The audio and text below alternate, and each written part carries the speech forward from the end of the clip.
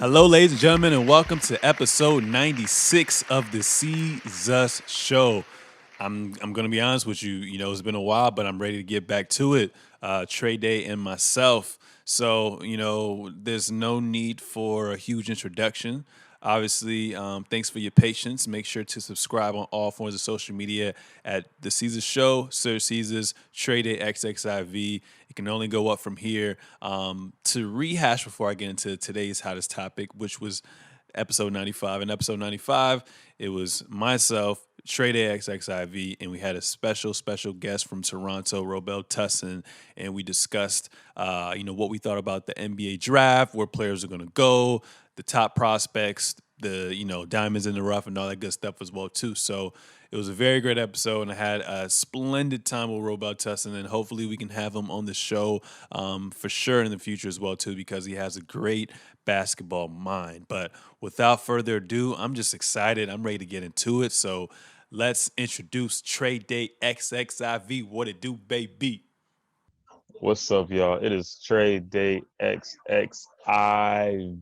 You already know what's going on. This is episode 96 of the Season Show, your holiday edition. Yes, we're giving thanks, you know what I'm saying? We're giving all the graces, giving all the love to everybody out there, all our viewers, of course. But yeah, it's been a few weeks, man. We had a hot episode with our special guest, Robel. I'm talking about the incoming draft. The draft is over. um, you want to give us a little, recap of what we talked about last time and what we're about to talk about? Yeah, so I actually, told the audience about, what we did episode 95. So if you're just now tuning in, episode 95 primarily focused on Trade XXIV and myself, and we had a special guest, Robel Tesson, based in Toronto.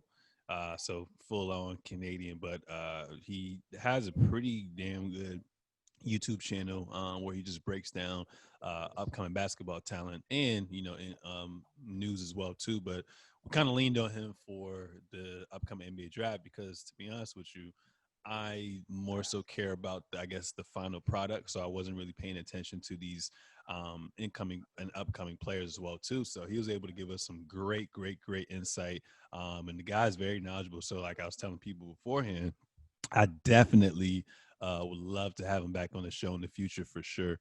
And when episode 96, obviously, there's been a lot of player movement, a couple trades have been going on as well too, and some chatter here and there. So we're definitely going to talk about the major moves that have happened, and we're just gonna go from 0 to 100 real quick. I know that sounds a little cheesy, but literally that's what we're gonna do. So without further ado, I guess we can get straight into it. But before we get straight into it, man, where's your wine at, bro? You always got Man, wine. You always got a little something, something. What's man. good with it? Today I am going off the water, that agua. You know what I'm saying? That agua. Yeah, Yeah, yeah, I gotta go to the grocery store and go cop some water. All I got is some like Lipton tea that's like a mango flavor. If you can see it right here, okay. it's pretty good though.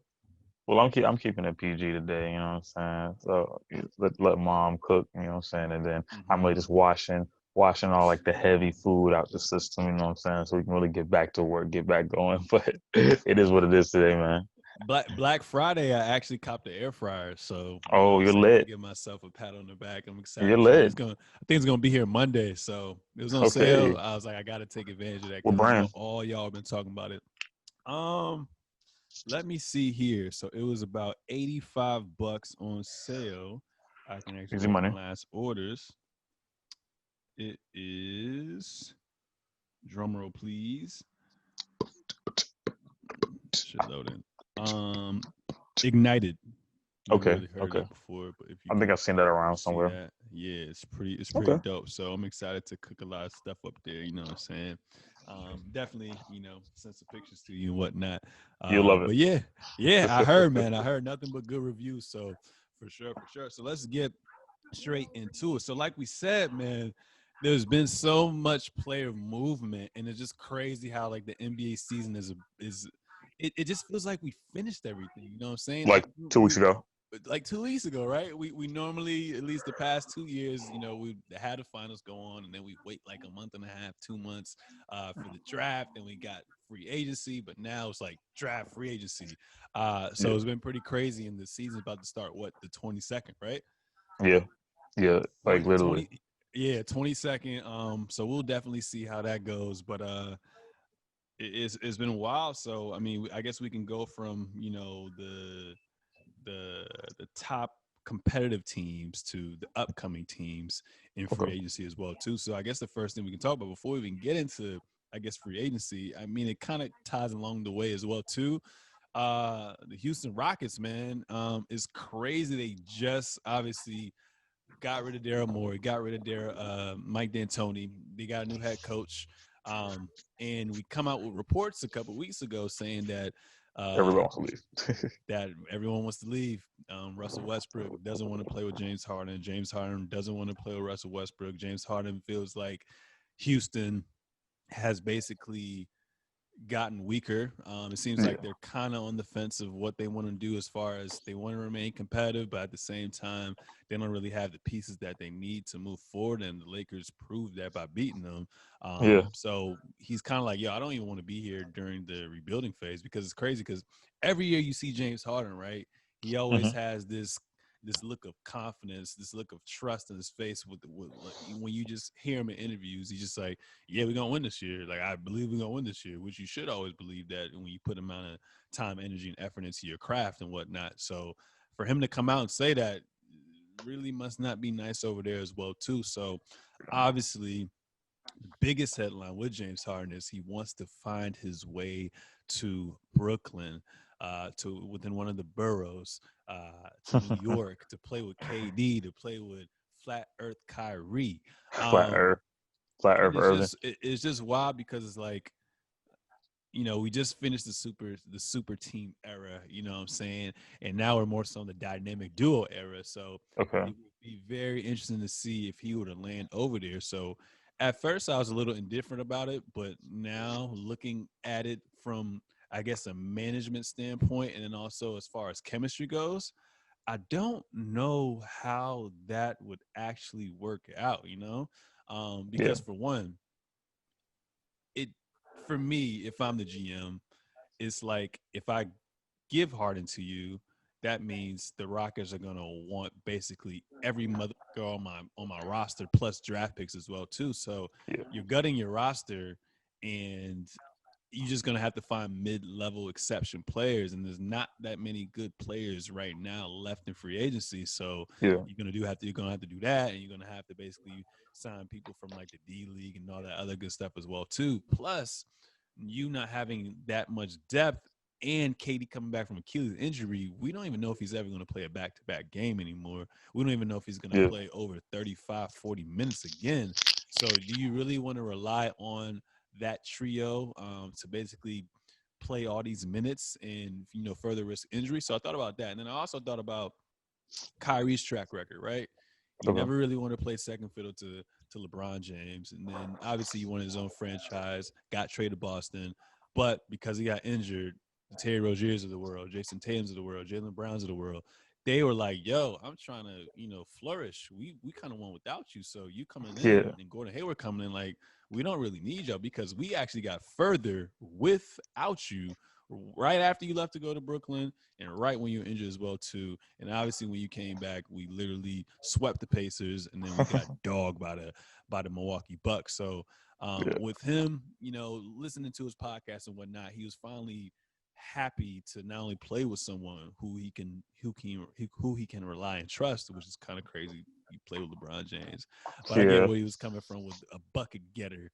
Um, at the end of the game, which LeBron is still a bucket getter, whether it's facilitating and leading to the best possible play, or him just Okay. driving to the lane or doing what he has to do.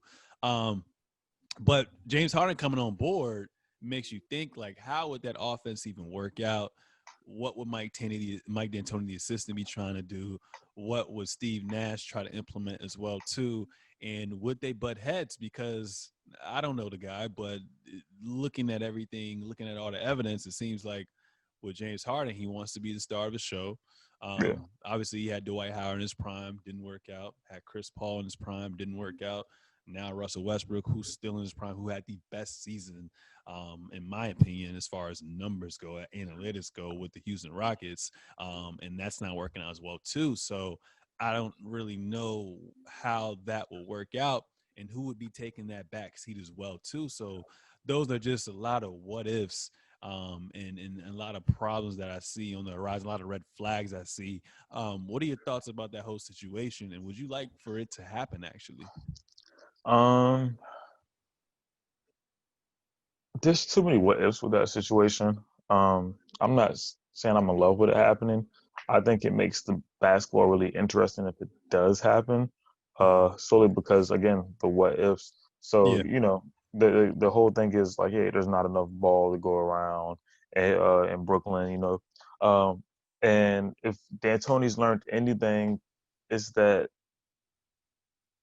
the whole James Harden dribble, dribble, dribble, score, only one scoring thing, it's not gonna work. We with the Kobe interview where he was like, "Yo, that system of basketball doesn't work," and even uh seeing these Rockets teams where it's like they're heavily reliant on James Harden. Not saying that he can't get the job done, but yeah, at a certain point, you live by that.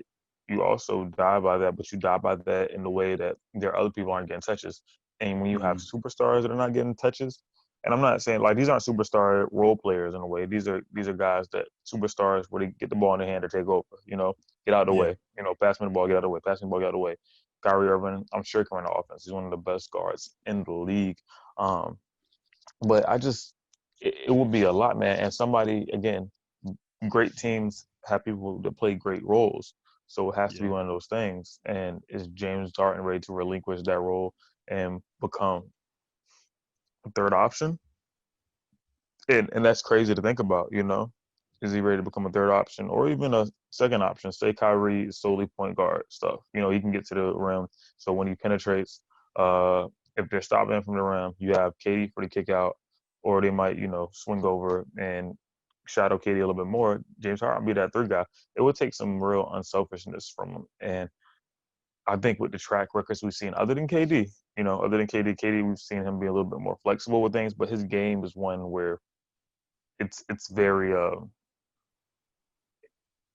it can be molded into so many play styles. There's only so many yeah, people like that. The yeah, LeBrons, the KDs, and then after that it kind of drops off. Maybe a Kawhi, but we even saw with Kawhi where he's mainly a scorer in a way. It's mm, it's it's really really really interesting. I don't know if I want to see James Harden in Brooklyn, but if he does go, then it's gonna have to take a back seat. And for something that looks like Kyrie went to Brooklyn, he got KD over there, and then is he really wanting to share the ball with Harden? It becomes another notch on his resume. I ran away. No way. I won't say use that word because that's citing something else. But he parted ways with LeBron. Went tried to run the shows on his own. Now he's with KD. All right, cool. That's your boy. That's your twin tandem. But then James Harden comes in, and ultimately, if there's a problem, it all falls apart. As well as we've seen that in every situation in Houston, not calling it James' fault, but in every situation in Houston, again, under coaches like Mike D'Antoni, who's on that staff as an assistant, things don't work out. Definitely player relations don't work out. We keep saying, oh, he doesn't want to play with this person, or oh, Chris Paul is upset, oh, Russell Westbrook upset. At what point do you plead insanity? But at what point do you change the pattern? It just seems like if we do that, we're just going down the same rabbit hole. Would it be good firepower? Would it be dope to see? Absolutely, if it could work out. But if not, then I don't want to be talking about this in a year. Talking about another James Harden, Kyrie Irving situation, or you know, and it could speak to what KD will actually look like in the future. Or what his capabilities are. Does he really believe that he's going to be full strength ever again? And if not, then maybe James Harden does fit because maybe KD takes the back seat for a year or so, until he can play out the rest of his career, and then maybe James Harden bounces again and goes to look for more money because I don't see KD or Kyrie leaving that team anytime soon. So yeah. Nah, I agree with you. I mean, I guess the only way I can see it work is knowing that James Harden has basically achieved every accolade damn near, aside from a championship. I can see where he compromises, but I still feel like Kyrie Irving still wants to prove to the general public that he He can can do it. be that star point guard to help lead a team to a championship as well. And like we Uh-huh. said, KD did come off an injury, so it makes sense where he may take the back seat a little bit. And then when the playoffs come, obviously, you can rely on. So it would be nice. I mean, if it happens, it happens. We'll see. But like I said, if I'm the Nets, I'm just like, hey, obviously we're in the East, but we have the pieces to supplement Yeah. Kyrie and KD as well too. You We have have a depth. great coaching staff. We have depth. So let's see what it looks like between now and whenever the trade deadline is normally what All-Star break now. There's not even going to Yeah. be an All-Star game this year, I believe. So let's see Should what it probably do looks like college like. spring break. Right, right. Let's see what it looks like, and get this little 25-30 game sample size, and if it's heading the right direction, I think you just remain the same. And Yeah. now if it's a little then maybe you can look at doing a trade, but I'd rather you trade now than to trade later. That way you have even more games to cover, more ground to cover, and still try to find those pieces that you can still add to help those players out as well too. So it's going to be very interesting to see. Now And moving on to go ahead. last thing too is the last 2 years, and granted, maybe they didn't have as much to play for, but Kyrie has also been injured. You know, so it's like maybe they had a come to God moment, and it's like, yeah, they really are trying to get James over here because it's going to be easy on both of their careers, and for all intents and purposes, James is pretty durable. His play Very style, durable.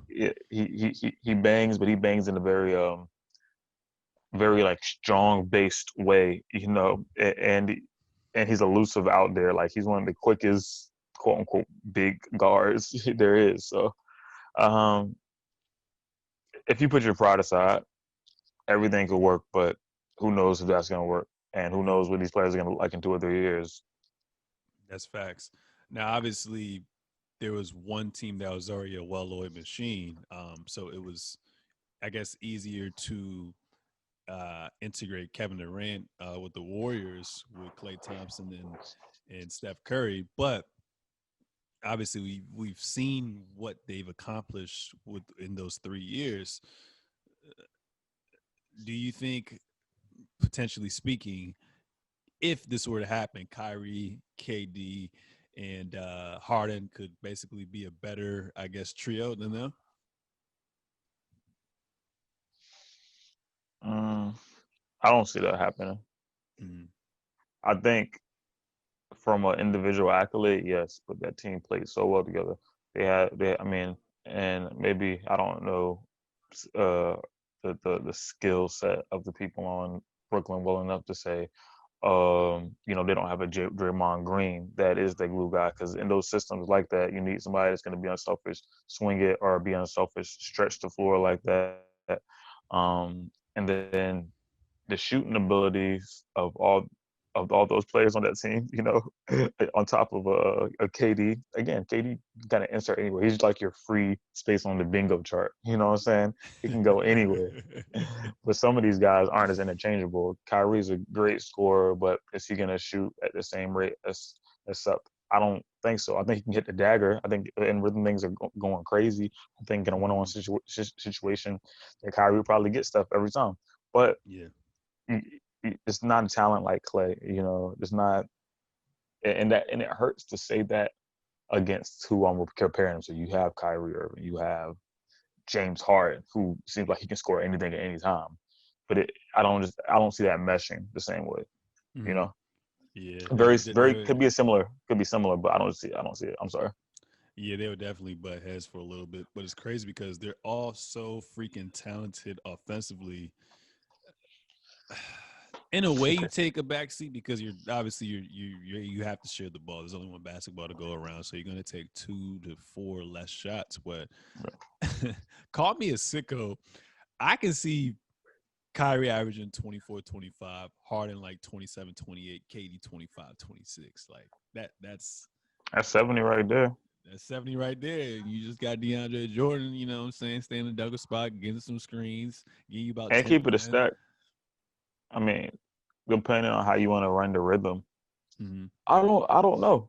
I don't know if they're averaging 25 points a game each, right? Yeah. All you need is the role players to to score. NBA, I used to see. Let's say the average points are 90 to 100, right? Somewhere in that range, right? Um, you need your bench to score about 20 to 25 points a game. Hmm. And I hope the NBA bench can do that. And that's saying that when you could interject James Harden, who would probably love to play, that one man ISO ball kind of thing, be kind of that 6 man starter kind of thing. Not saying he's gonna Hmm. come off the bench as a 6 man, but he'd be the one that would stay in when Kyrie and KD are resting in a way, I was so he can thinking cook that like too. that. You know? I was thinking that too. I was like, yeah, so they're probably going to stagger the minutes. So obviously they have three of them. So I see Kyrie coming out first, or they're going to be interchangeable. So Kyrie coming out first, or James Harden coming out first, and then one of them just running the show, like you said, with the second unit, and they just keep the offense going. That's actually Yeah. kind of scary. Until Um, somebody switches back in. So maybe it's not there's not enough ball to go around. It's just you show up to the party at one time. I show up with my boys after y'all, and we get it popping at the same time. You know what I'm saying? Like different crews, all same love. Grade A X exactly the analogies. I love that shit, man. I love that shit. So moving on to his buddy, Russell Westbrook. It's kind of crazy because like obviously, Russell Westbrook has averaged a triple double for 3 straight years, excluding this current season with the Rockets. Obviously he has sacrifice and whatnot. But as far as numbers go, like I said, this was his most efficient year, excluding from the 3-point line. And I think that's Yeah, what kind of scares away teams, plus obviously his contract. But he averaged 27, 8, and 7, and shot what? 47% from the field for the hmm entire season. And there was a stretch after they got rid of Capella and went small. He was shooting over 50%. And I think he was averaging like 38 and 8.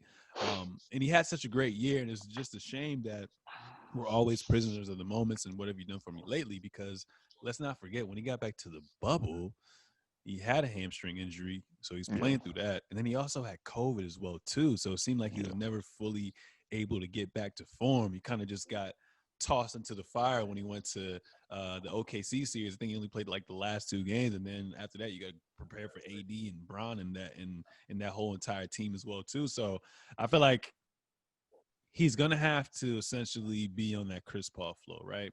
Where hmm obviously you're kind of overpaid.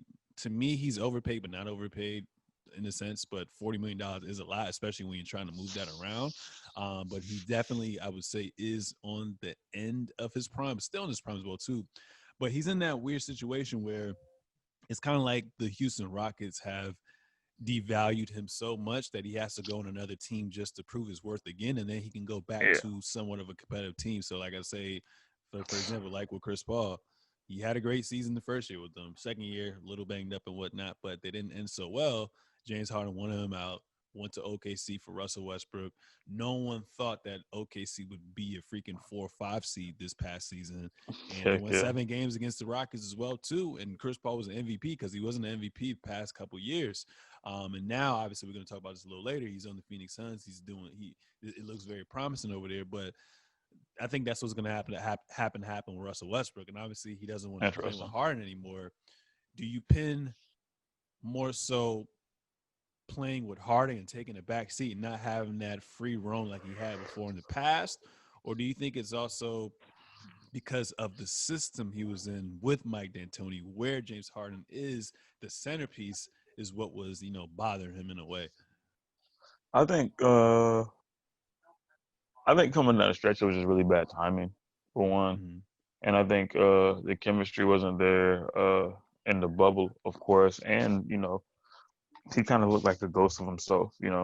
Looking back at it, watching some of the games, he's driving, missing some layups where he usually was like ridiculously killing the basket. They were leaving him wide open. There was no rhythm. He's a great rhythm shooter, definitely from outside, but there Yeah. was no rhythm in that. The Lakers were leaving him wide open, and it looked abysmal. I think the timing was just really, really, really bad, man. Yeah.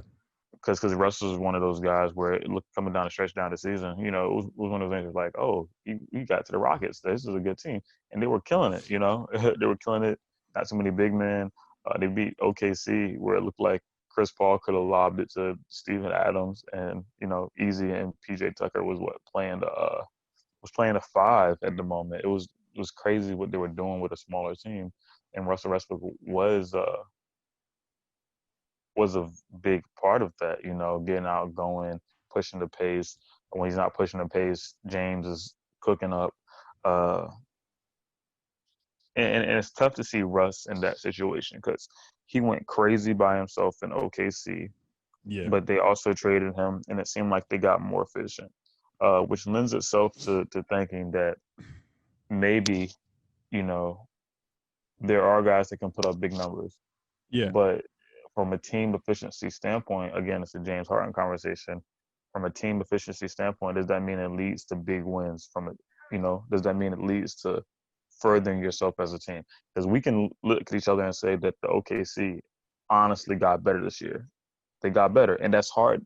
That would be hard for us to say when if I ask you today, it's like, yo, or actually last year, take Russell Westbrook off this team, put CP3 up there. This is gonna be a better team. You'd be like, yo, you kind of crazy, it's ludicrous. So the And evaluation PG is, left too. And and PG P left. and PG left too, so it's ludicrous. But it lends itself to saying that there are two ways, not two ways, but there are multiple ways to get a job done. And efficiency doesn't always mean you have to have the craziest, most athletic player on the court each night. Do you have to have your perennial stars? Yes. But cohesion seems like it was going to work way more than that one superstar that has 50 points, So it's different methods. Of course, you need your cornerstone pieces, but Yeah. I think Rush has got a bad rep, and he might have to lend himself to a system. He might have to step back. We dog LeBron for not taking the last shot and stuff like that all the time, but there's something you can't take away from LeBron that these guys don't have as a championship.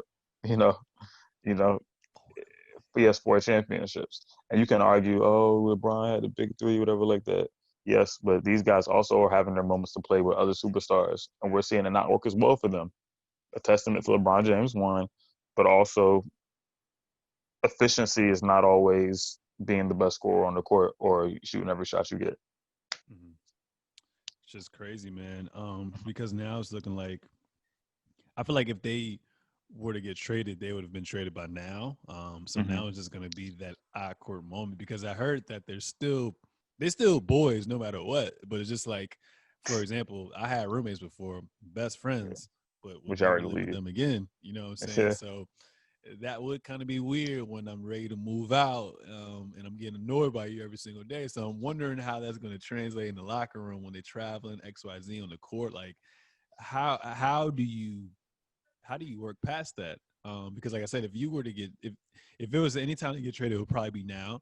Mm-hmm. But I feel like what they're probably going to do is they're either just going to let them play it out, or like I said about trade deadline, one of them are going to get moved as well too. So obviously James Harden has the Yeah. most to get back in return. I mean, you can't really replace what he does, but you can still put your organization in position to build for the future.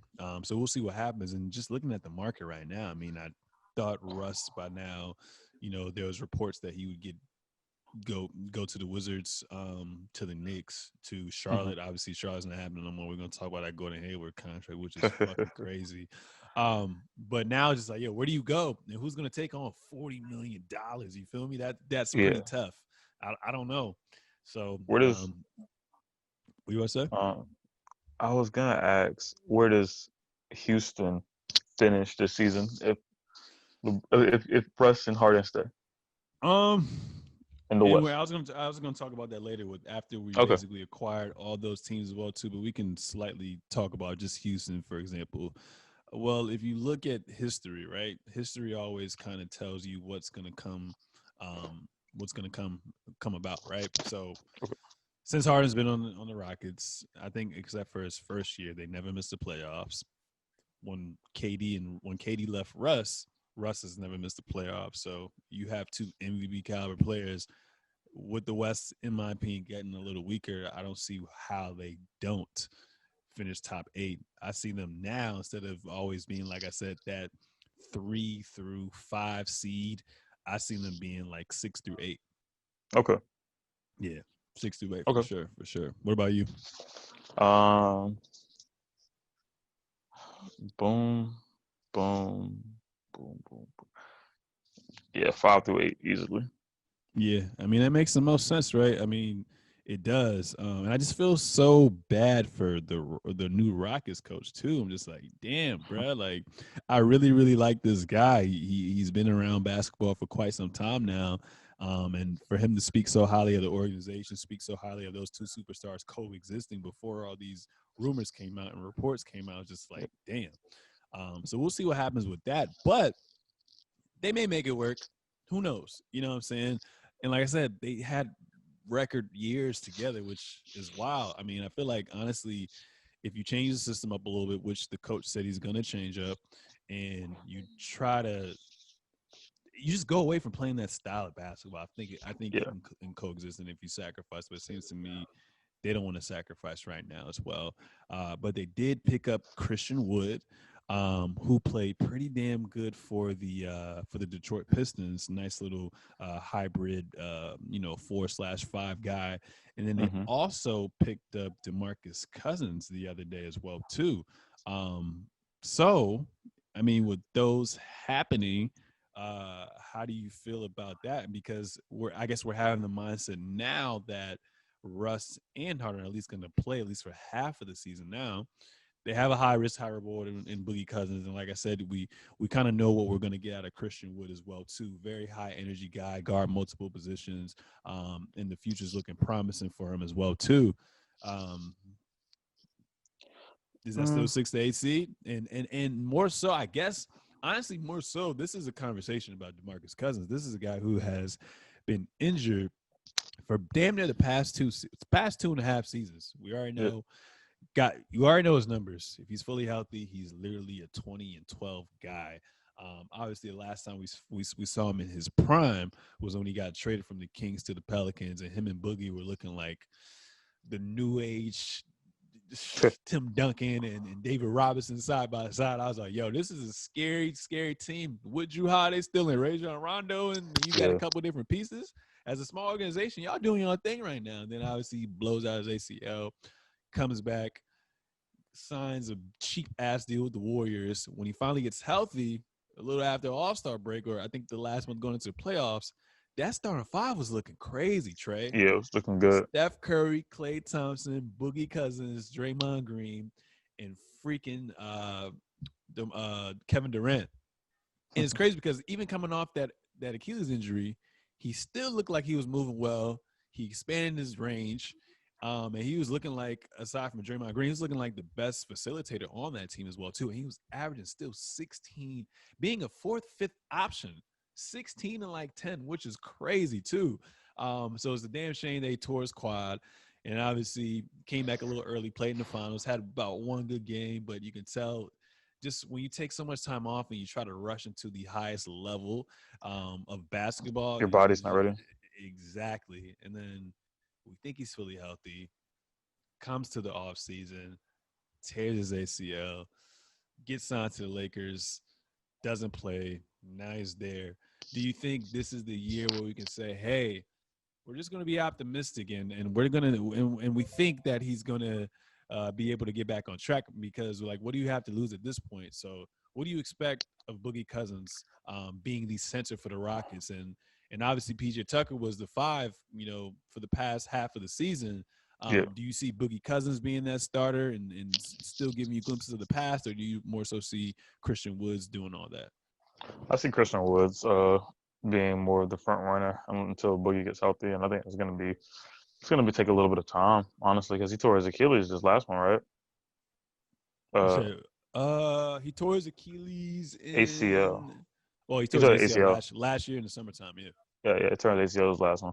I still think it takes time, man. His body's probably gonna take half the season to get ready. He's probably been training, of course, but probably gonna take half the season to get ready.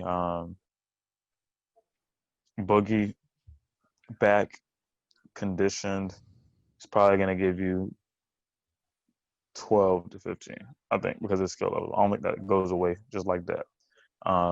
But it still leaves the Rockets in the same place that I think they're going to finish up in, that generous 5 through 8, more sound probably 6 through 8. Um, but if people buy in, which we'll see, they just seem like one of those teams that when the playoffs come around, they don't always get better. We Mm-hmm. know the Lakers teams, or even going back to my reference because it's the gold standard. It has been. Um, or I would say even like no, they play well all season. The Thunder did, but like a Lakers team, they'd be like, oh my gosh, what's going on? But as time goes, the wheels start turning, and boom, well-oiled machine. The Rockets kind of seem like they kind of fizzle out, like a bad Yeah. soda pop, Mountain Dew. I don't know, but but so so they'll have to show me something new this year, and but I have confidence in them. But I Mm-hmm. think probably their placement, because they're gonna probably face a tougher matchup in that first and that second round after them making the playoffs. It could be their downfall. Mm-hmm. Nah, I have to agree with you. So we're going to continue to monitor what the Rockets look like. When the season starts as well too. And obviously, if there are trades to be done, we can't say that we'll be shocked. So, Yeah.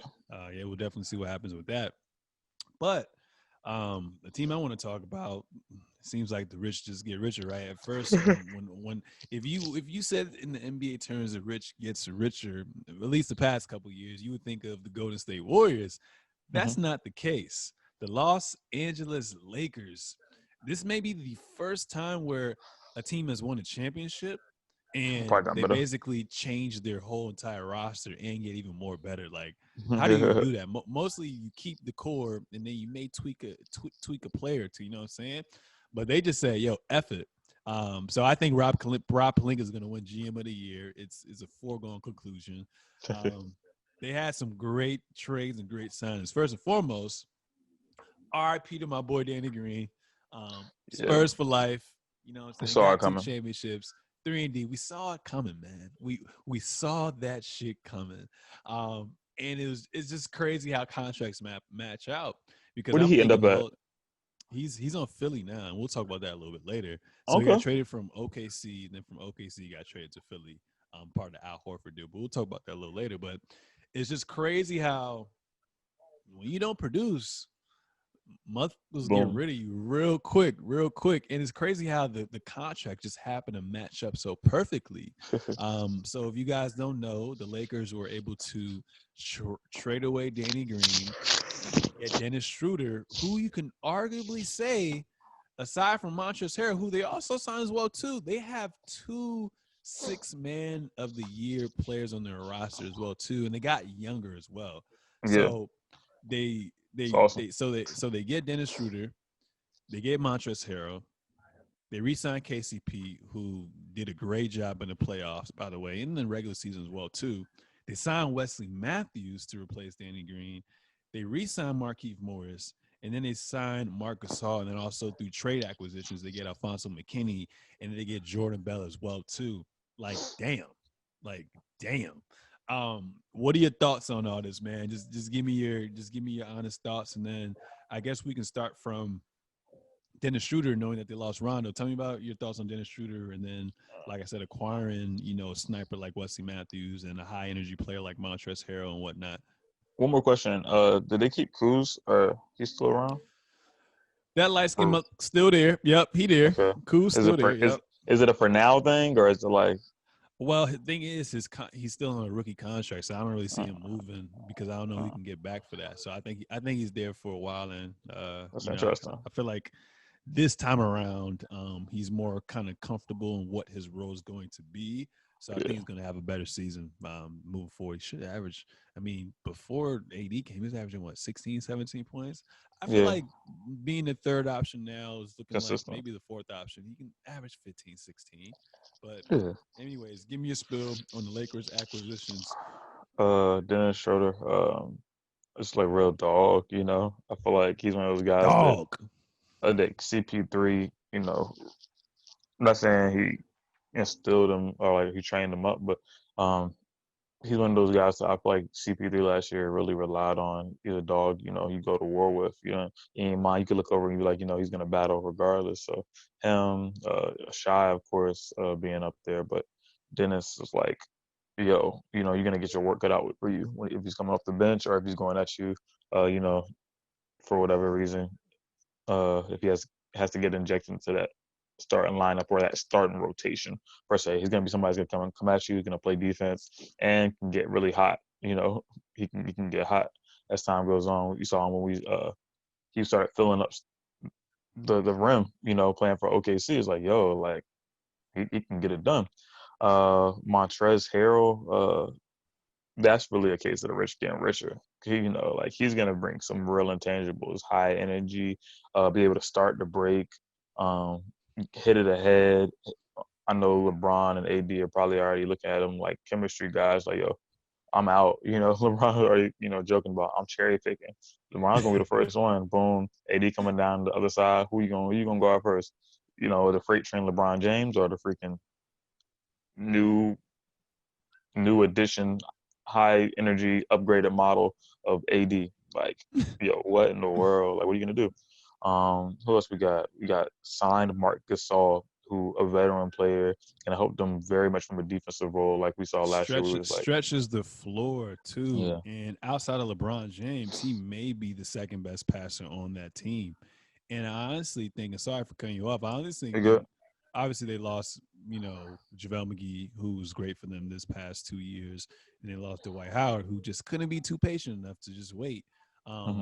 You have someone now who can still be able to guard a player like Jokic in the playoffs as well too. So I'm interested for that. Okay. And you got finally AD, because I was worried about AD. I was like, yo, is he gonna play the five now? I mean, I know he closes out the game playing the five, depending on the matchup. 9 out of 10, he does play the five, but who can he lean on? Hmm. I think Marcus Gasol is a great addition for them as well too. But go ahead. Yeah. So Marc Gasol, you pretty much took the cake with that. Wesley Matthews was a really big move for me. Like, you got somebody who can Bruh. stretch.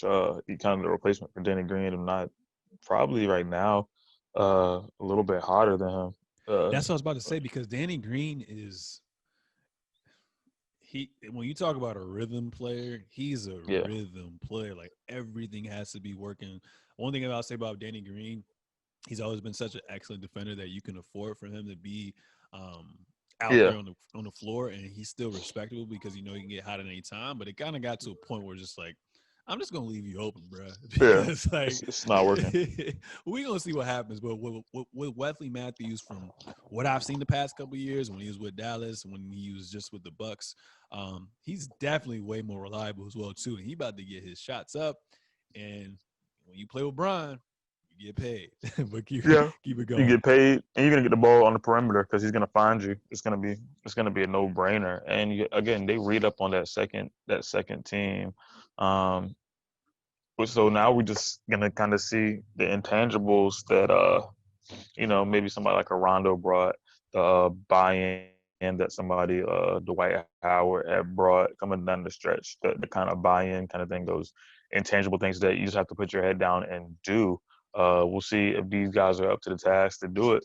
That's all it is at this point. It's either do or die in a way. So, are they going to rise to the occasion and play their role, play their, come off the bench and be a Rayshawn Rondo, play that come off the bench or start and guard the team's best big man like Dwight Howard did, hit the shots during the regular season to keep us the number one seed like Danny Green did. We'll see what happens, but they still have the pieces around them. Again, like you said, KCP got re-signed. He's a good catalyst guy. Uh, Russo's around there, flying around, getting it done, slashing the paint, creating open shots for people. And Kuz, who hopefully is only getting better and better. See what happens. Yeah, I definitely. I guess it really depends on if LeBron decides to load manage, right? Because if he actually plays those most of the majority of the 72 games, I think it's a foregone conclusion that they're going to be the number one seed. I think it's a foregone conclusion that there's really no real threat to them. And we'll talk about threats later. I think it's a foregone conclusion that LeBron's gonna win ring number 5. That's just my opinion. Yikes. I don't see any team really messing with them. They have everything they need. to win a championship is crazy. A lot of people are saying, well, because you guys have changed your team, you reshaped your team, revamped your team so much, it may take some time to gel together and whatnot. I'm like, yeah, I mean, Rome I don't wasn't see built in that. one day, but let's not forget they're playing with LeBron James. This is the same guy who can take your grandmother and your grandmother's grandmother to the finals as well too. This is the same guy where once upon a time, do you remember when Kyrie wanted out? He got traded. Then they got Isaiah Thomas. They got Jay Crowder. They got Derrick Rose. They got D Wade. And Still see them as then the finals. GM flips that whole team, and they get what, Jordan Clarkson. They get the dude from the Lakers, Larry Nance Jr. Yeah, They get some, and they get George Hill, X, Y, and Z. still see them as finals. And he literally only had like 25 games to work that shit out, and still took them to the finals. So if you have a full season with this new squad, I don't see how they don't gel Yeah, together, and I don't see how they don't get to the finals as well too. And with all the players that they signed, they're high IQ players as well too. So yeah. they'll figure that shit out as well too. And like I said, LeBron 80's James only is getting better. 80's only getting better. Confidence gonna go through the roof. It's one of those things where once you taste that form of success, it's like a drug. You can't escape that shit. You just want more and more and more and more of it. So Yeah, I think we're gonna see AD that we ain't never seen before. So it's gonna be crazy. It's definitely gonna be crazy as well too. Now, it was a blow, obviously, with Montrezl Harrell leaving, because it's crazy because the motherfucker just literally is going to his locker, packing his shit up, and going to the the other locker room. It's hilarious. locker. Like, that's fine. He gets to stay in LA as well too, but it's like, whole time, keep in mind, the Clippers was up 3-1, bro. Me, we're talking about this shit damn near every single day. We're like, yo, they got this, they got this, they got this. And at the end of the day, they were up 3-1. So my mom, I'm like, all right, you just need a slight shake up. You just need to go get a point guard. So my mom, I'm like, yo, they probably gonna get Rajon Rondo, or they're probably gonna trade to get a player, or Jeff Teague. I mean, he hasn't been Yeah, a starter in quite some time, but Jeff Teague is still formidable. He can still run the show with them. So are they gonna get a point guard or not? They don't yeah. get no point guard, bro. They don't get no point guard at all, bro. No point guard at all. They re-signed what's his name? They re-signed Marcus Morris, hmm which is cool. And I think they get this guy. I can't even remember his name. I think it was through trade. It's some shooter. But apparently I think he averaged like 13, 14 points and basically just a sniper, but challenged Yeah, defensively. And they signed Serge Ibaka.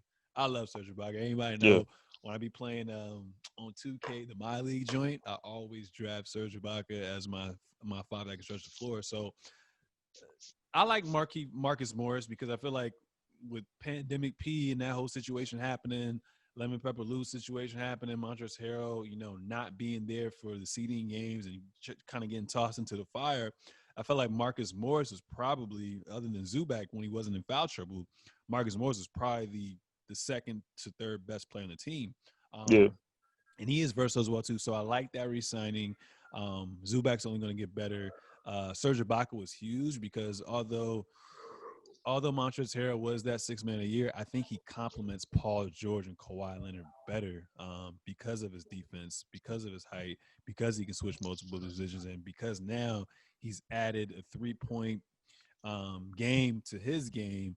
I think that's going to help them out in the playoffs, and he has that championship pedigree as well too.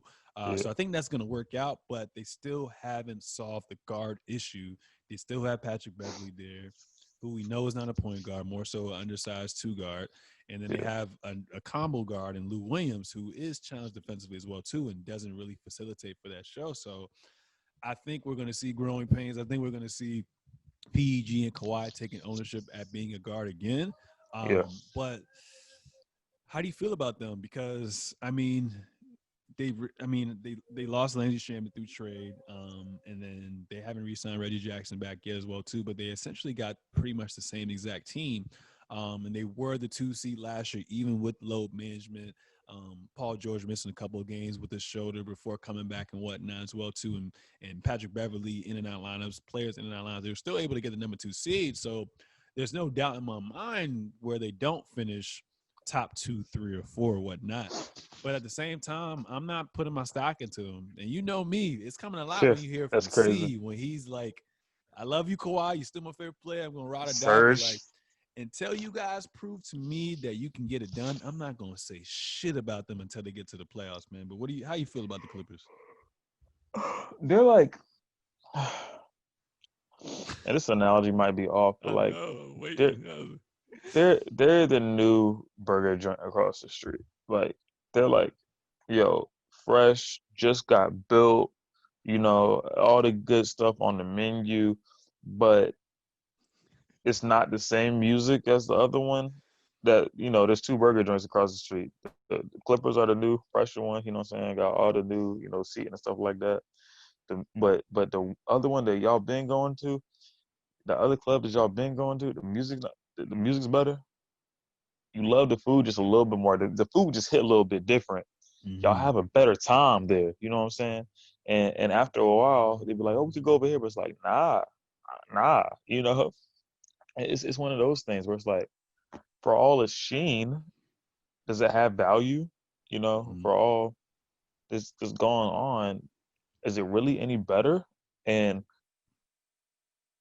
Serge Ibaka was a good move, but when we're comparing him to the big dogs, and of course there can't be a conversation about the Clippers, of course, if you don't compare them to the counterpart in LA. That's just a Mm-hmm. management thing. It's a history thing, it's a grain thing, but you can't. But and if you're not making powerhouse moves to, I don't say be just like them, but if you're not making powerhouse moves to really get it going and be Yeah. able to compete with them, it doesn't matter. It doesn't matter. It doesn't matter. It doesn't matter. Serge Ibaka is great. But we saw last year, maybe it was PG coming in, he talked about some of the things he was going through in the bubble and stuff like that. Maybe he wasn't in the best space. Hey, hey, Hey, it's not funny. you It's know, not funny. it's not I just literally had a flashback of all him the breaking. memes I saw. Oh, yeah, man, the Yeah, backboard, all that. yeah. Go ahead, though. Yeah, I thought about him breaking too when I said it, but you wonder. That's all I'm gonna say about it. And shout out to them if they think they can really get it done and make the necessary adjustments. But I don't see them being better than the Lakers. And maybe we'll see something because last year we had the same conversation. Are the Lakers better? Whatever like that. And they came out. Maybe the Clippers somehow, some way get hot this year and they make the right move. But it just seems like they're always gonna be low, bro. Yeah, yeah, yeah. And like I said, I'm not no stock into it until they get to the playoffs, until they get to the conference finals, actually. Because when you're a caliber of player like Kawhi Leonard and you get a team built around him, it should be literally a championship or bust every single year. But if you're not getting to at least the conference finals and going up against Bron, because I feel like those are the two top players there. I mean, obviously you got AD, who's already on the Lakers as well too, but those should be the top two going at it right now. You know what I'm saying? So Mhm. Mhm. we'll see what happens with that as well too. But I wouldn't be surprised if they do get a point guard before trade deadline as well too. Because thinking about it as now too, I think Rondo wanted, for example, Rondo wanted to go there, right? But they couldn't offer him that much money, so he got I think Yeah. 2-year, $15 million deal with the Hawks. So Yeah. from an agent He'll be standpoint, all it's right. like, yo, from an agent standpoint, it's like, yo, go to a team where you can get the most money, and then knowing how good you are, there's going to be a team with championship aspirations who's going to want to trade for you. So I wouldn't be surprised if down the line he gets traded to a competitive team or goes to the Lakers. But Okay. another player I was looking at as well too, because I'm having a mindset I'm pretty much going to have the same starting lineup. Whereas Patrick Beverly at the one, and then you have PG, then you have Marcus Morris, then you have Kawhi, then you have Zubac, and then I'll have Serge actually come off the bench, or probably switch it up depending on the matchup for the night as well too. But I was like, contracts are essentially the same. I don't really know what's the point of having them there other than to generate tickets. We're in a pandemic, so there's probably not going to be that many fans there as well too. How do you feel about Lou Williams for Derrick Rose? Lemon pepper Lou for D Rose. For D Rose coming off the Um, bench, and obviously he would start. He would probably start. I would actually have him come off the bench, and obviously he would play starter minutes. But I'll have him be that spark off the bench as well too, because not only can he score, he is a natural point guard. It's only because of what the Bulls had back in the day that's what forced him to be a scorer. But he always said, "Yo, I'm a natural point guard." So to have someone who has improved shooting, who knows himself, who can also facilitate for you, I think that would definitely help Kawhi and PG if he's healthy. I think it works. I think maybe the Lakers filled out their roster enough to where it's like they won't go after him, but the I could really just see that happening in the world we live in. Say, oh, what if the Clippers get D Rose? I could see him ending up on the Lakers somehow, somewhere. But I think that could work. I like that. D Rose been consistent, man. I mean, even with It's the injuries, he's been consistent. really, really consistent. So um, it's something that I wouldn't mind. It's something that is very feasible. So I'm behind it. Not don't know Yeah. if it'll happen again. In the world we live in, we see Derrick Rose go to the Lakers somehow, somewhere before he went to the Clippers. But hey, Yeah. I can definitely see that happen as well too. But I'm only optimistic just because they have Dennis Schroeder. yeah, But we will see what happens because the Clippers definitely solve that point guard situation. If they don't solve that, then it's over. it's a wrap. Unless Kawhi turn into a LeBron type of player where he can play point all the time. You can tell still just by watching this past season, especially in the playoffs. Kawhi felt kind of uncomfortable playing point because it's literally him and PG playing point the whole So time. yo, I came here to score, pass. You know what I'm saying? He's like, I didn't pass to do that. I didn't pass to you to turn the ball over. And that's the kind of scoring mentality that you need your scorer to have. But at the same time, uh, that's frustrating. When I come down, I'm in my rhythm. But hey, I'm in the point guard role, so I got to get the ball out of my hand probably to get a better position, to get in a more efficient space real quick. Boom, pass it, get the cut, or pass it in transition, and then you do some wacky stuff, and then my rhythm's done. I'm pissed off at you, and we just got done playing great defense to get a defensive stop. It's like, oh my gosh, I didn't pass you the ball for you to do that. I could do that myself. Like you said, Yeah. like that's the mindset you're gonna have. That's the mode. I don't blame him for it, but I don't. I know he probably doesn't want to play point guard. He wants to, do the V cut, boom, set up, come around, catch it, shoot, be super efficient, man. Like he shouldn't need to in a well-oiled organization, in a well-managed organization. He shouldn't need to be playing point guard. For sure, for sure. Now, I think it's kind of like when you start a new job, right? You're a little uncomfortable. You don't really know what to expect. You got to go through training, and then once you learn the ropes of everything, then you start to thrive as well too. So translating this to Paul George, now that he has a full season under his belt with the Clippers, do you see him having a better season in year two? Yeah, yeah. Because I what feel he like he has played no 2 seasons. choice. He played 2 seasons with the Rockets, right? Or with the Thunder, yeah. With Thunder. I'm sorry, with the Thunder. He looked better in the second season, definitely too. It just took him a while to get settled because that second season with the Thunder, we were like, "Yo, Paul George, yo." That first season, but Top he's like, three "Yo, MVP, top three yeah." MVP candidate. So I think he meshes a little bit better. Let's just be management and get them that one more piece that they might need to take some relief off them, and then whatever happens from there happens.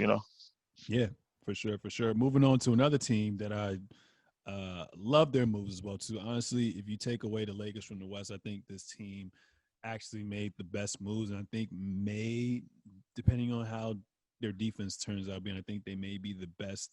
They may have the best shot at least taking the Lakers 6, 7 games potentially. The Portland Trailblazers, man. So they were So able to acquire Robert Covington through trade. They re-signed big Rodney time. Hood, who's coming off an Achilles injury. They also got Derrick Jones Jr., who has potential to be a pretty damn good player Yep.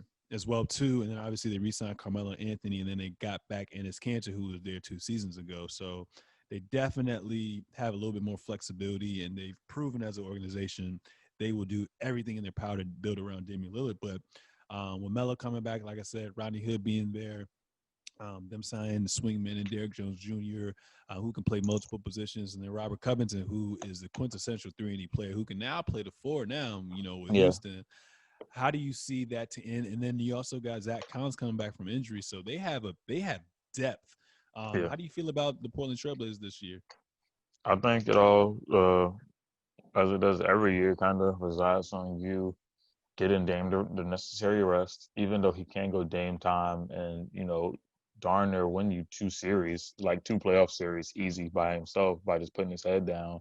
Or, I call it playoff series because he put his head down and they won out in the bubble. And then he got in there and, really went hard in that first round.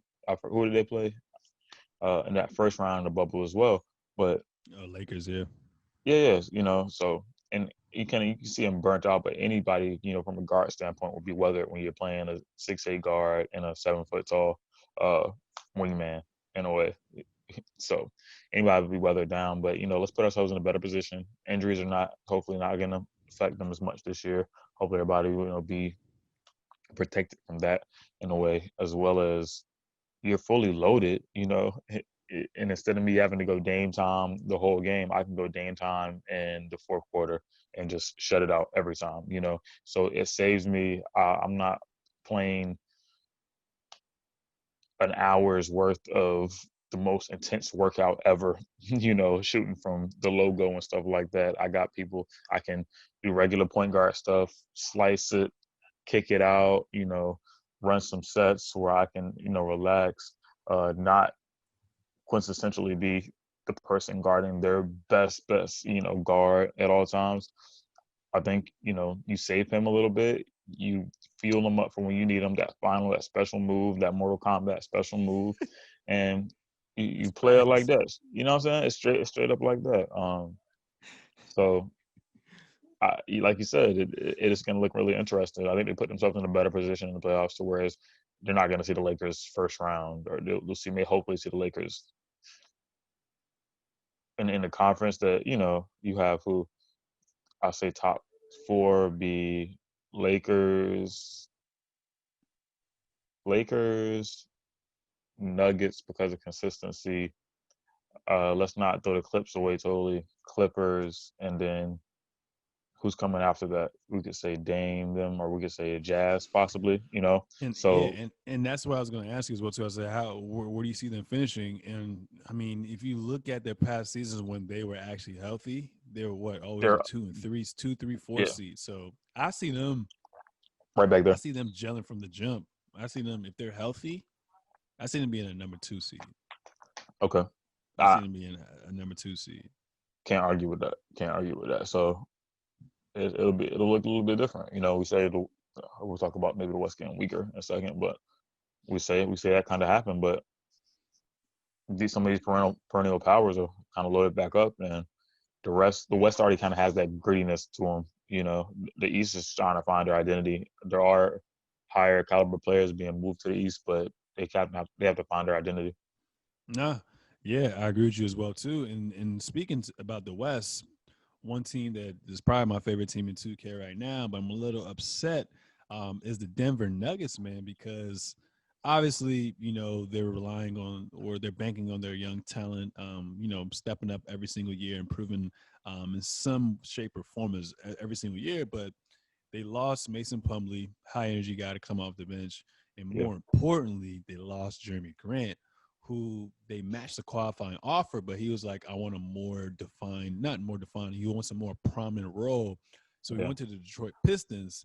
And it's just like, damn, like when you look at Jeremy Grant from last year, you can see the potential of what he had. You can see that, I think when it's all said and done, you can probably be like a Jalen Brown type of player when it's all said and done. I think his upside is he can be as high as a number 3 option on a championship team, maybe even a number 2 if he has his mind right. But that was a guy who could knock down the corner 3, could guard every single position as well too, and from more importantly, he took on the challenge of guarding and and doing a pretty damn good job against the Donovan Mitchells of the world, against the Kawhi, the PGs, the LeBron James of the world as well too. So even though, like we said, and like you said earlier, the Nuggets are a bit more consistent, they're kind of like the new age Spurs now, right? You know what you're going to get out of them. Now it's like, yeah, how deep are you going to go? I think they took a step back defensively because yeah. to That's what I me, was gonna say. yeah, to me in the bubble, with them taking so much time off, all these teams taking every team taking so much time off, that time off essentially is your offseason to get better. So to me, the bubble was a true indication of the new year. You know what I'm saying? Yeah, That's why we saw Jamal Murray and Jokic and MPJ play so out of their mind. So do you expect them to get even better between now and December? That was my thing right there. And my thing is, if you're losing Jeremy Grant, that means as a coach, are you banking on you just saying F it and you're unleashing Bobo, and he actually plays the four now, or he becomes more prominent. Like, how do you see that work out with that team now? Because I definitely, like I said, I definitely think they got weaker. I think they're still going to be a team that, is going to beat the bottom tier teams in the East and West and still win you about 50, it was 70 games now, still win you about the equivalent if it was an 82 game season to 50 plus games. But how do you see that working out? Because I definitely see some chinks in the armor right now. I don't know if you get significantly better losing a Jeremy Grant who did so much for that team. Mm-hmm. Definitely not better than you were when you finished last season. Uh, I just don't. I don't. He brought so much to that team. He's one of those guys where you have to move money around stuff like that, but you have to figure out a way to pay him and pay him soon, uh, and tell him sweet nothings to let him know, hey, yo, you're gonna figure out your role here. We're gonna. It's tough though in the market when you have a Murray and a Joker, but it could have also been something that they figured out again, like a staggered type of minutes thing, and you relied on him very heavily. And if you see somebody that had the caliber of talent he had, um, with the youth and emerging, why not figure it out? Why not say, hey, we're gonna move some stuff around. We're gonna think we're gonna become a better team. Hey, you might get more minutes with the second unit, but you're gonna have a bigger role on the team. And when we're coming down the stretch, it's not just gonna be Jamal, who for all he honestly got the job done. They came up short, but Jamal got the job done. Joker got the job done. But coming down the stretch, you're gonna have a hot hand too. So we're gonna have a three-headed monster.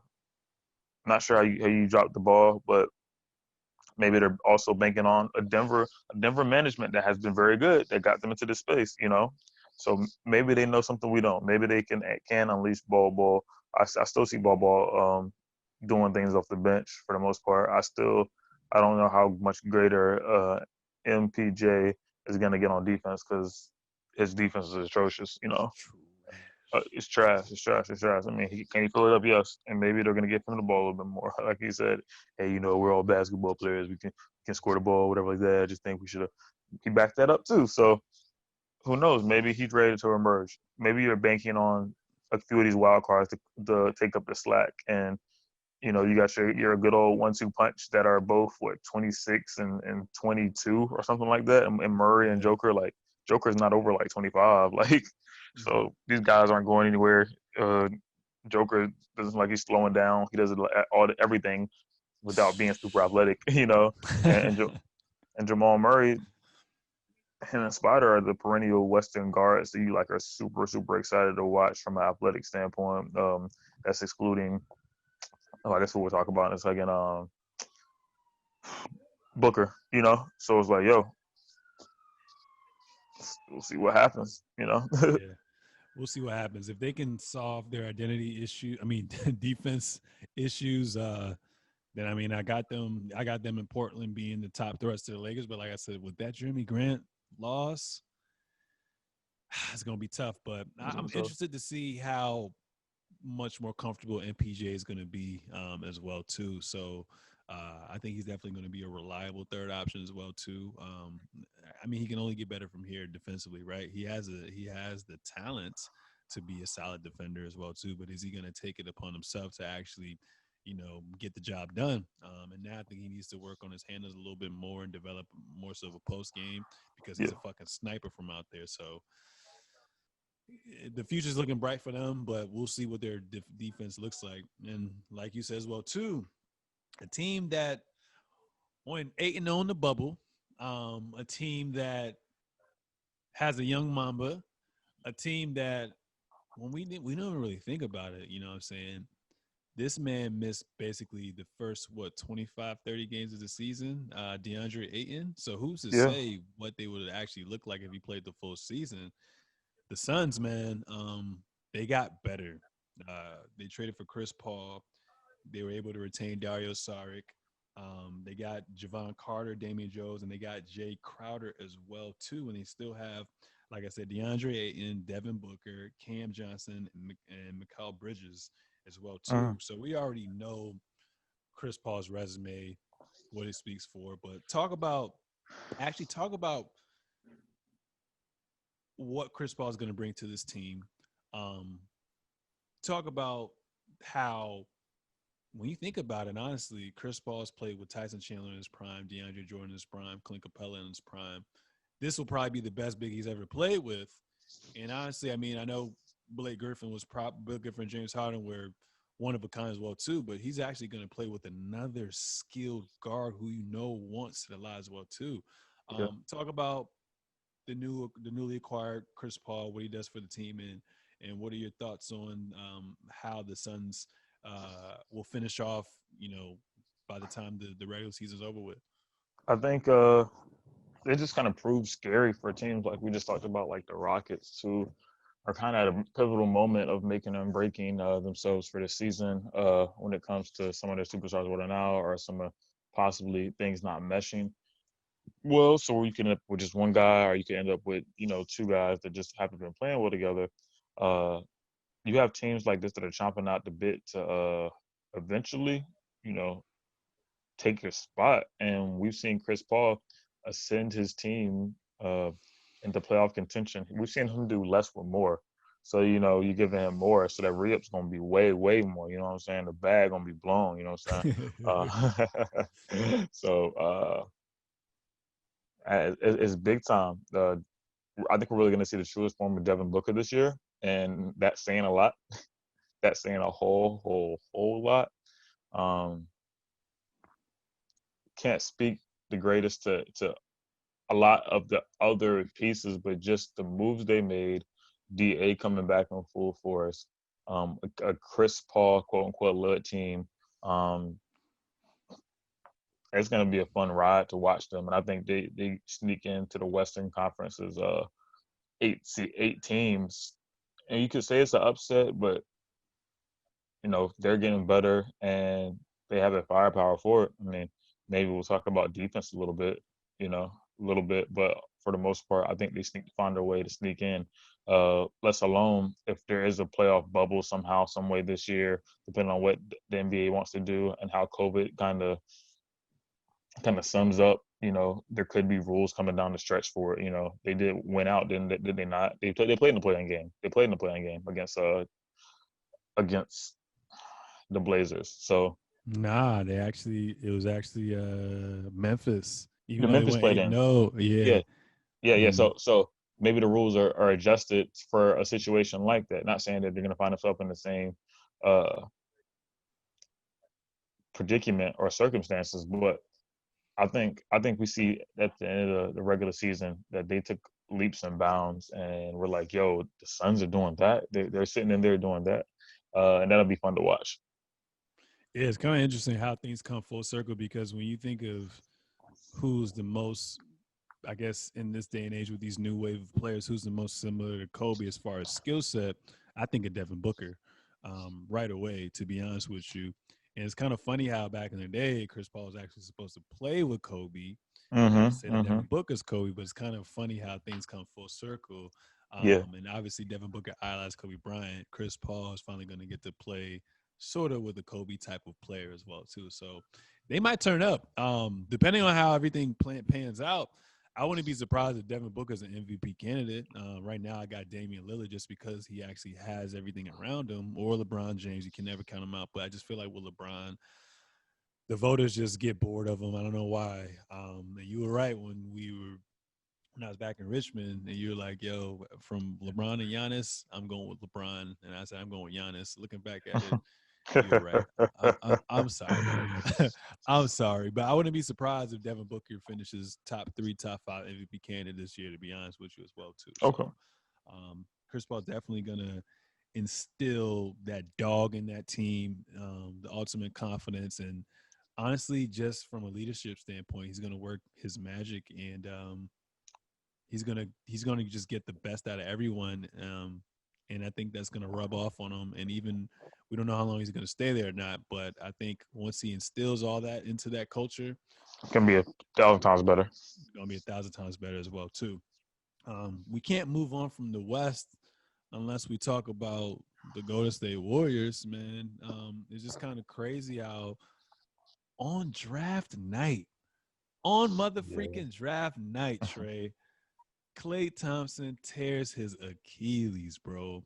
Yeah, man. What are the chances? Is the universe saying something to us? Like, I really want to know. Like, I don't really understand because honestly, Wiseman looks like his upside is going to be ridiculous. And obviously, they got Kelly Oubre and they signed Kent Bazemore Yeah, and whatnot. But that Warriors team with that backcourt back together, would have that been was look, my look sleeper pretty good. team right there. I was like, yo, I mean, Wiggins gonna try to figure it out. He finally is in a role where he doesn't have to be that number two option. He can be a number three option now. Um, and like I said, they got Wiseman and the big that they needed. So, and they're probably gonna And pick up some players as well. What who was happened? the cat that was going crazy for them last year? Oh, He had a Pascal. Pascal. Yeah, yeah. So even Mm-hmm. him with a Clay coming back, I feel like we would have blinked and to be like, "Yo, the Warriors are good." Nobody would have saw this coming, but it's like, nah, they just had some injuries. But time's ticking. Sorry to cut you off, but I kind of No, go ahead. went into it. But time's ticking now, man. Put the clock on stuff. Put the clock on Draymond and how he's gonna look and what they're gonna expect out of him. Even not being at the highest caliber of well, even with the not super high caliber of players around him, like a Clay, like a KD. So the clock's clicking on him. The clock is ticking on him because Mm-hmm. he looks like a different player when he's not in those systems with the people with IQs that are like theirs. And that's not taking away anything from his. It's just he's a part that's going to work, but he's a part that's going to work to the efficiency of the system and the players around him as well. You know, Mm-hmm. uh, I think they would have. I think they take a step up in their defensive prowess. Definitely, Yeah. Hell yeah. that's what they brought. They brought in some athletic people, and I think Andrew Wiggins can get it done down the line. Klay Thompson coming back to it, he just would have been really. He would have did really well. So Lord knows. Shout out to Klay. Get better soon. Um, but I don't know, bro. It's like you kind of see the beginning and the end of it right here, of the Warriors. You kind of see the beginning and the end, and it's really gonna depend on what happens this year. Can they stick around? Can they be competitive? Because I ask you right now, do you see them making the playoffs this year? And like I said, the West has gotten weaker, right? So we don't know how long Porzingis is going to play for a while. We don't know how long it's going to take for the Suns to gel. The Rockets may get traded, so that opens up the slot. OKC is no longer as competitive, so that opens up a slot as well too. So I got to give Steph Curry the benefit of the doubt. There's a reason why you're two-time MVP, three-time champion, the only unanimous MVP as well too. So I think with the pieces that they got, they've proven that they're still want to be competitive as well. But I think they fight this year without Clay. I think they have to, unless Wiseman is just OD this year out of nowhere. I see them having to really fight just to get In the the playoffs? sixth through eighth seed, like playing type of situation as well too. So we'll see. Interesting. But I think this is a year where I already said there's Damian Lillard, there's LeBron James, there's a Luka Doncic, there's a Devin Booker. There's a lot of these players who I think will be MVP candidates, but now is the time for us to actually see Steph Curry. I mean, we saw a glimpse of what it would look like without Klay Thompson because he's always played with Klay Thompson his whole career. And obviously he had what you call it, Katie as well too. So now we kind of get Steph Curry in the Damian Lillard spotlight where you have to literally put Produce. the team on your back as well too. So Got to I'm be great. interested to see what he's going to do this year as well. And then also the Warriors are known for obviously their motto, strength in numbers, right? And then they're Hmm. also known for how they space the floor, how they move without the basketball. I feel like this is going to be the year where, besides Steph Curry, looking on that roster, who's that other reliable shooter? Kelly Oubre doesn't shoot well from Trey. Andrew Wiggins don't shoot well from Trey. Wiseman not going to be shooting no trays. Eric Pascal don't be shooting no trays. They don't have any shooters. So I think Steve Kerr is going to have a pretty difficult job this year on figuring out what system he wants to implement as well too. So I think they kind of go back to that Mark Jackson where they just do a lot of pick and roll. So we'll see how that works out, but it's gonna be a very up and down year for them, man. I think so. It's gonna be a tough one. It's gonna be a tough one. Yeah, again, we'll see what happens. Yeah, but I mean, I said 6 through 8 seed. Where you see them ending at? Unless Steph Curry reminds us who he actually is, I don't see them making the playoffs. Yeah, Like he has to yeah. remind us exactly who he is, and not And, saying and I don't we, believe in Steph Curry, but it's people are getting stronger. Again, the people are getting stronger. They're one of those teams that the Suns getting better, and teams like Dallas clearly not going anywhere. Teams like the Pelicans who decided to rest the best player we've seen in a while. Those teams like those make the Warriors who have well-oiled systems, but injuries and age that makes things scary for them. So I don't see the Warriors making the playoffs. Damn. Yeah, I'm gonna keep that in the archives, and we'll see if that actually happens as well too. But you know what I'm saying? I like how, because it seemed like before in the past, right? And I'm moving topics here, going to the East. But it seems like in the past, when you drafted your lottery pick player, you kind of just let them play out their contract. You really don't try to build around them early. So I'm happy with the team like a Dallas, who they're trying to build around Luka Doncic really early. And now I'm fast forwarding to the Atlanta Hawks, man. They've made a lot of moves. They realize that, Yeah, we have a star, damn near another Steph Curry in a Trae Young. So let's do everything possible to make sure we're competitive, to make sure we bring in the right veterans. I don't even want to say role players, the right veterans to help speed up this culture, speed up the process for this young talent, and see what we can do this year. So they did a great job. They signed Bogdanovich, who got stolen over from the Bucks, which we'll talk Kings, about a little later on. Bucks. They were able to sign Rajon Rondo as well too, and they were able to sign Gallinari as well. So this team is going to be looking pretty damn good. We forgot that last year they traded for Clint Capella. You know what I'm saying? So Mhm. he's going to be fully healthy as well too. And then who is their starting four guard? What's his name again? They're starting for guard with Atlanta. Yeah, he's really really good. I can't remember his name though. It's not Capella. Reddish. No, not Cam Reddish. We'll talk about Cam Reddish a little bit later, but not Cam Reddish. I'll actually pull it up right here. His name. Oh, I think Josh Collins. John Yeah. Collins, John who averaged Collins. he averaged 22 and 10 this year. And a lot of people don't talk about that as well too. So they have the team tailor made for Trae Young. He has literally, a lot of options to go to, and like I said, Rondo coming off the bench is going to work magic for them as well too. Um, it's going to be tough, but I see them making the playoffs this year, getting that AFC right now. Interesting. Um, and I think the East is actually better than the West as well too, because now let's just look at the team, no particular order: Miami Heat, Philadelphia 76ers, who we're going to talk about a little bit later, Indiana Pacers, Boston Celtics, Toronto Toronto. Raptors, Brooklyn Nets, and then from there, who else am I missing? I feel like I'm missing a team that I didn't talk about, but I'm missing another team. But that's Memphis. six. But Yeah, that's 6, 7 teams right there. So I think the Hawks have what it takes to definitely you get said that Boston? last. No, yeah. Oh, Milwaukee. I said Boston already. Milwaukee. So that's seven Yeah. teams that are basically stamped, unless there's a major catastrophic injury. That's Yeah. 7 teams that are stamped right there. So now you got the Wizards and you got the freaking Hawks and what the Orlando Magic bound for the 8 seed. But I feel like out of Yeah. those teams battling for that 8 spot, obviously there's gonna be some plans and whatnot. I think the Hawks have the best chance. Tell me about your thoughts on the major moves that they made. Um. Now, like you said, I think the Hawks put themselves in a position. Trey Young getting the job done. Looking at John Collins, average 21 points, at 6'9", 10 rebounds. He's definitely one of the glue guys. I think Cam Reddish is only going to get better. I see they have Travion Graham on the roster too, as a VCU guy, but that's here nor there. But yeah, along with Jeff Teague and other players, they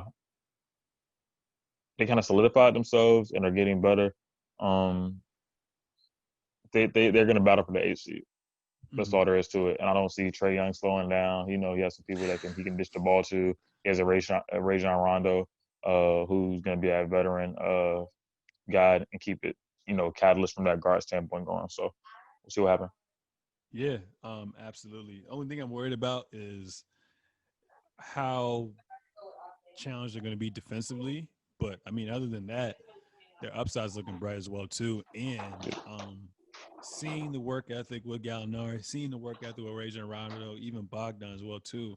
Hopefully, this helps elevate Cam Reddish because I'm very high on Cam Reddish. I'm a Duke fan. I think his upside, he can be potentially Paul George type of player. We saw glimpses of him last year, but if he can become a little bit more consistent, get a little bit bigger, Hmm. because he's already a great wing defender already, and he's a damn good shooter who's a little bit streaky. I think that will I be didn't, tough for them. So yeah, I didn't even talk about Bogdanovich, but yeah, Atlanta Hawks doing a damn thing. doing a That's damn all there thing. is So to it. we'll see what happens with that as well too. So the biggest thing that's been going on in the East is Giannis Antetokounmpo. Is he gonna sign a supermax? Is he gonna get traded? Is he gonna leave? What's gonna happen as well too? So obviously for Giannis, I think they have until I think December the 22nd ish to basically see if he wants to sign Supermax. I mean, if I'm him, I'm not doing that as well too. Yeah, But they were able to slightly get better. They obviously traded for Drew Holiday, which was crazy. And then they were able to get Bobby Portis. They were able to get my boy Brent Forbes from the Spurs. And then they got a couple other people as well too. But those were the marquee players. So I guess the biggest thing was them getting Drew Holiday. So now you have a guy in Chris Middleton who doesn't have to be the closer. You have another guy like Drew Holiday who takes the pressure off of Giannis and Middleton as well too. But obviously it was a blow that they weren't able to get Bogdan, which sucks. But I think Brent Forms, who was playing for the Spurs, is one of probably the top 3-point shooters who is kind of under the radar as well too. So definitely will add some spacing for them as well. But how do you feel about the Bucks moving forward? Did they get better? Are they the same? Are they going to get? Are they going to get over the hump? Get over the hurdle in the playoffs? And do you see Giannis staying? I think they did everything they could this year to try to entice Giannis to stay around in the long run. Uh, it's all going to come down to execution at this point. He has people he can kick out to. Like Robel touched on, he's like Giannis is a five, and it's crazy to see because we champion him as 6'10", or a 7 foot tall point guard, but Robel, like you were saying, from an efficiency standpoint and from a personnel standpoint, is going to be the best when he's going to be able to play the five, the most effective team, and they're probably going to win that way. So we'll either see that be their biggest strength or their biggest demise. Because we see them reload this year. We'll see what happened with the Heat happen again, possibly, or we'll see, people coming to settle in. So hey, or even Giannis saying, "Look, let me go over here and kind of do this from a forward standpoint. Let them kind of run, and then I can still, do my stuff from a very skilled, athletic, and versatile five guard slash role. In a way, just kind of being flexible with his positioning and how he approaches it from here on out. Even though he has been dominant, the MVP and stuff like that, but like I was saying earlier, dominance doesn't always equal championships, and we'll either see him compromise and be flexible, or we'll see them win with this new system because he was able to be everything from a point guard standpoint, being at his size. See what happens. How far you think they go? Mm. That's a tough one because we could have said they were going to be in the finals this year, and I would still believe you, but you know, gritty, pack the paint type of team, and see what happens. He caught him, and Caught I him. won't say that because we appreciate the Heat for what they were, for what they are, but for all intents, it's like the Heat are gonna beat Milwaukee. I'd be like, even with Jimmy, I don't know, but shoot, but if everything goes well, I see them in the Western Conference final. I mean, not Western, but the Eastern Conference Finals at least, hopefully. Yeah. 'Cause I it, think. I think the East is still one of those things where ever since the departure of LeBron James, even though we have some teams who are very, very good because they're very top heavy, it's still up for grabs. I feel like Yeah, every single year because, like you said, who would have thought the Miami Heat would demolish these guys? You know what I'm saying with the Giannis. So it's going to be interesting, but I still think they're the number one seed this year. Um, they at least get to the second round.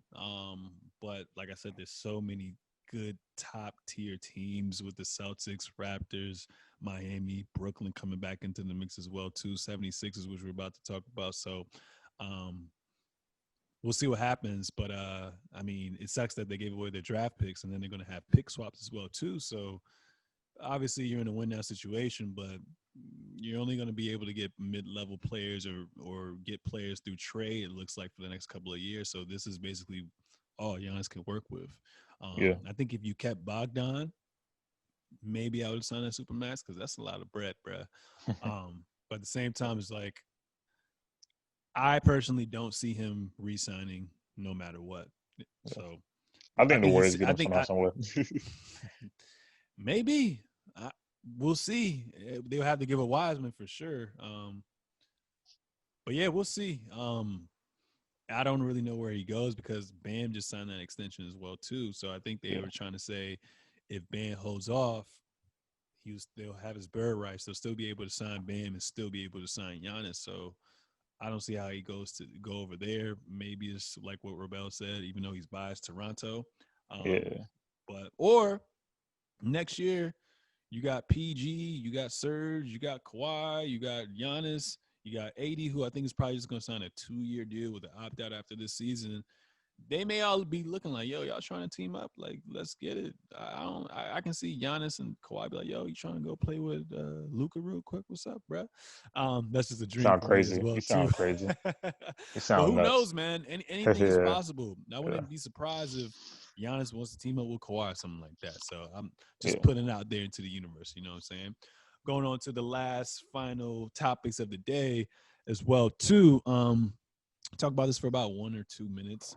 Boston Celtics obviously, re-signed. Well, they lost Gordon Hayward, which sucks. Is like when you have a player like that who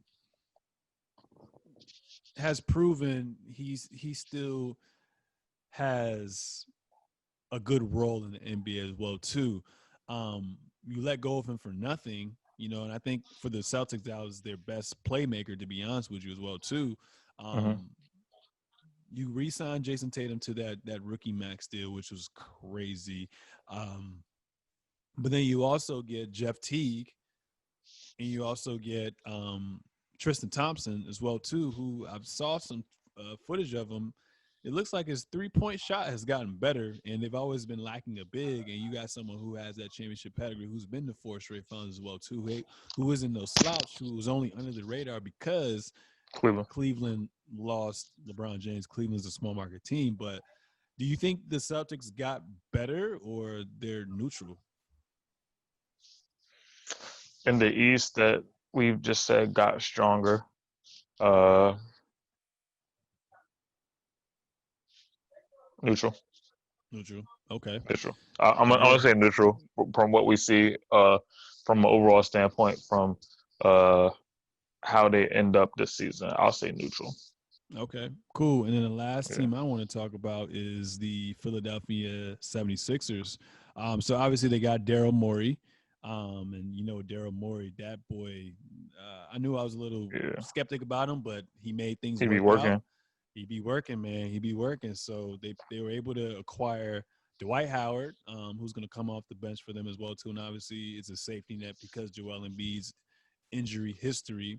They were Yeah. also able to get Seth Curry, who's a sniper from three, one of the best Yep. three-point shooters in the league, and they're also able to get the 3-and-D quintessential, the OG new age, I guess, 3-and-D and Danny Green as well too.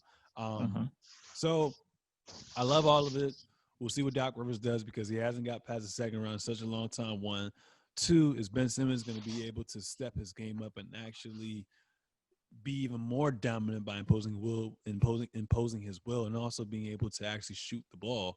But we did see their basic formula for success was having shooters around Joel Embiid and having shooters around Ben Simmons as well too, which they solved that issue. And there's no doubt in my mind that Daryl Morey is going to make even more moves as well too, whether it be a slight trade by trade deadline or picking up a player as well too if they get their contract bought out as well too. But what are your thoughts on the Sixers in about a minute? Um, I think they got better overall. Feel like it's a little bit cleaner outlook. I don't know. I think it was me and Robel was talking about it, or in our episode where I said, and even me and Kevin was talking about under our comments, like, hey, I thought the process was kind of dead as it was, but kind of a revamped take on the process per se. Buying into what you got. Daryl Morey's a workhorse, man. A workhorse comes in and just gets you what you need, and finds a way to acquire pieces, and kind of refreshing about the team that we've have had our ups and downs, same relationships, ups and downs. Refreshing about this. We'll see what happens this year. I'm a little bit excited about this Philly team, coming removed from 2 years ago when Kawhi ended them via dagger, or we could say a year ago. I'm saying 2 years because I'm rounding up, but he ended them via dagger, and they let him. And if not for that, they would have been in the Eastern Conference Finals. So maybe you can recreate that team again. You still got your Tobias Harris's, your other role players. Who had a career year under Doc Rivers too. Yeah, yeah. So, uh, and maybe Doc even takes a different approach to how he attacks things in the playoffs. So it doesn't happen because we know Doc is a great coach. And those things with him losing like 3-1 are amplified because Doc always puts himself in a position to be in playoff series and to win championships. And hopefully we see this be the turning point for him of this last kind of pattern of 3-1 losses and stuff like that in playoff series where he kind of just gets stuck in the mud. Maybe this is a turning point in his career, already Hall of Fame coaching career, where it's like, if it's 3-1, we're gonna end it up, and that drastically changes things as well. So we'll see what happens, and not putting all the pressure on him either, because there's some stuff that went really wrong from just a playing standpoint with the players over there in the Clippers team. So now shout out to Philly, shout out to Daryl Morey, and not the new look, but the revamped 76ers. Cool. That sums up the episode, man. Any last words? No, man. This is a trying time for everybody. Or not no, but yes. This is a trying time for everybody. So for me, being a co-host, being somebody that just gets to come talk with you guys, with you, Sir Seezus, each week, man. We're very thankful for you, man. It's the small things, the greatest wealth are relationships, man. And happy to interact with you guys, happy to interact with you, happy to keep building with this platform. Hopefully talking some good stuff every now and then. But yeah, relationships are the greatest wealth, bro. So reach out to us. Thank you guys for supporting us. It's all love on this side, man. How about you? Uh, I mean, just being thankful for obviously including you, family, friends, the future, opportunities, health. Um, just being appreciative of everything. Just taking a day at a time. That's all I can really ask for and say, to be honest with you. But ladies and gentlemen, that was episode 96 of the Seezus Show. Make sure to subscribe on all forms of social media, every single platform at the Seezus Show, at Sir Seezus, at Trade Date XXIV. What it do, baby? And we out. Peace, y'all.